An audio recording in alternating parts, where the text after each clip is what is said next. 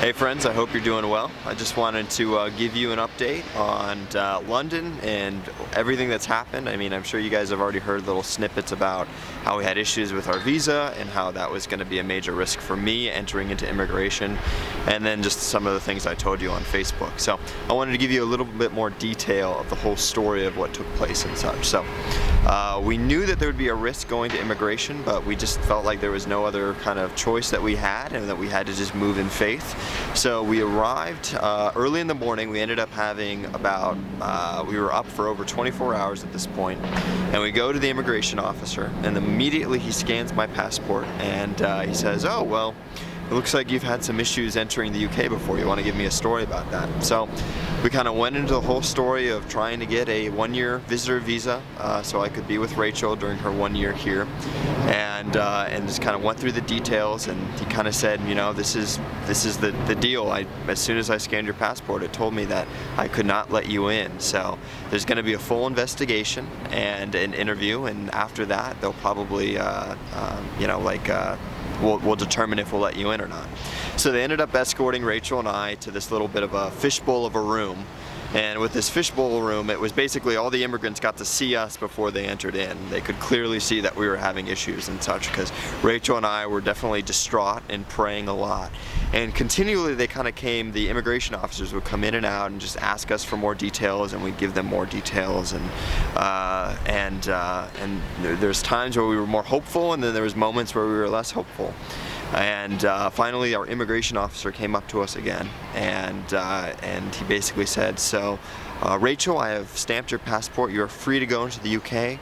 As for Brendan, we have to do a more intensive investigation into his stuff, and from there somebody will determine if he can come in or not."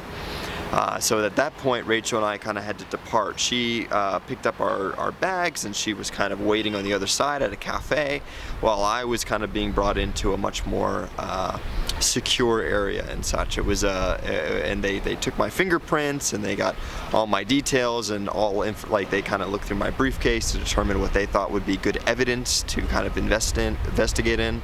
So they took my notebook, and they took my letters and things like that I had for them.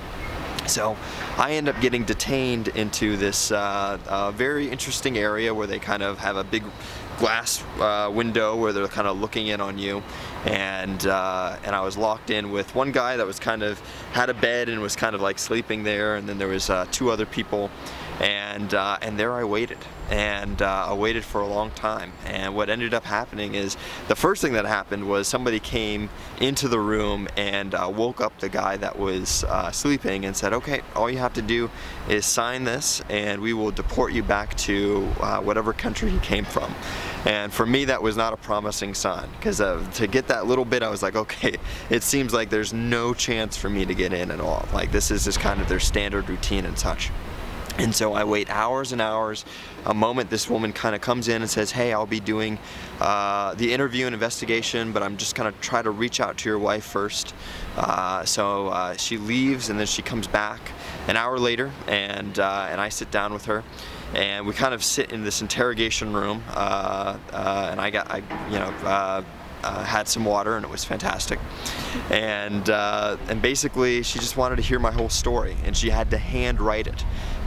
They didn't have any recording devices other than a piece of paper and a pencil, so we went through question by question, and she had to write out my answer and such, and just told her really my intentions of being there, and being with Rachel, and all these things, and even when I was trying to explain the whole issue with the visa and all these things, she just kind of sympathized and immediately was like, "I get that. That seems completely logical. This makes sense." So immediately I felt like there was somebody on our side, and I really, really appreciated that.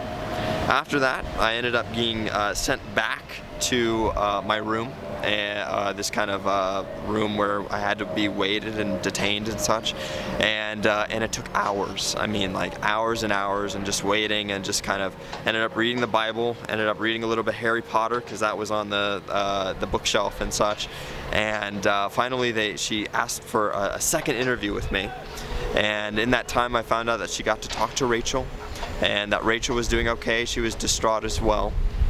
And then they kind of re-asked some questions, and I kind of reaffirmed the truth of what was the plan and such.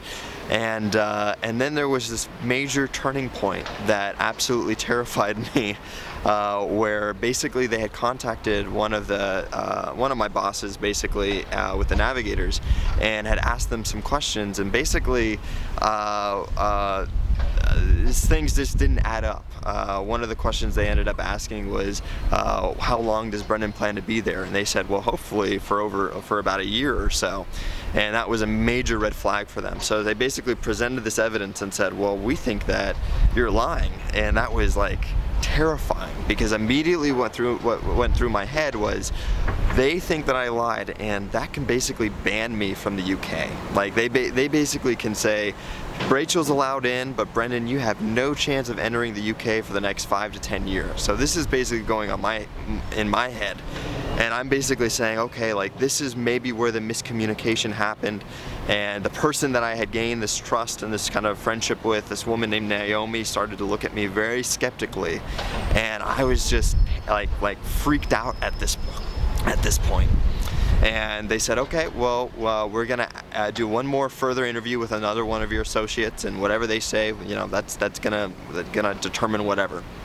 So I end up going back into my room of detainment, and I'm just kind of processing, and I'm like, it seems like the best case scenario in this situation is that I'm going to be sent back to the US. The worst case scenario is they ban me from the UK for years and years, which was just terrifying. And then to the reality of it had been hours past, so it's been more than 30 hours since I had slept, and then this constant sense of like high adrenaline and then just exhaustion and going back and forth was just crazy. And so I'm waiting again for hours, and then immediately she opens the door and looks at me, and then she closes the door and kind of goes back to talking and things like that. And then finally they open up the door and say, Brendan, come here. And so I come over and they say, sign this. And so I sign it, and they say, okay, that's just basically signing to get your bags back. We are letting you into the UK. And I was blown away by this, because I thought this was no chance. And so what they ended up doing was they're allowing me to stay for about 2 months. And then the plan for that is that's kind of a goodwill. Like if I stay here and leave in 2 months, they'll see that as goodwill, so that when I return to the States, I can apply for a 6-month visitor visa for the remaining months that my wife is there. And I shouldn't have an issue there. So they kind of arranged this deal and came to the conclusion that there was just a miscommunication between my boss and I about some of the details, or just misunderstanding or whatever. And so, but they were letting me into the UK. So I ended up getting my bag and going through the doors and seeing Rachel, and I hadn't seen her for 8 hours. Or I mean, like, the whole detainment process took 8 hours. So we saw each other and we were just in utter disbelief, because we really didn't see this happening, and we really do see this as a miracle, because it just seemed like from what they had seen, or from the experience of that day, it just felt like there were the best cases that I could have been back in the States, but instead they let me into the UK. And in this situation, I could potentially be here for about 7 months, or 7 or 8 months out of the 9 months. So maybe even get to stay here a little bit longer than I had planned. So overall, just kind of exhausting experience, but really thankful for what God did. Like, we truly see this as a miracle, and we're just really excited to be here for this past week. We've really been just trying to recover, is the first thing, recover from this whole thing, but then also just bed sheets and everything like that, get everything sorted. So that's kind of where we're at right now, and yeah, and I'm just excited to be here and just kind of reach out to the contacts that I know and see what happens. So that's what's going on. I also want to update you on the 1010 campaign that we're doing right now. We're just about, I think, over a third of the way through to what we had hoped. So we have about 3 to 4 on each category. I'll remind you of the categories of a one-time gift of $250, an increase from somebody that's already giving of $25 a month or more, and then a new donor that's giving about $50 to $100 a month and such. So we're just over a third of the way through. I am blown away by your generosity. I just want to truly thank you. If I have not thanked you yet for what you have done and your giving, I just want to thank you so much. I really appreciate it. It's been such an encouragement in this campaign.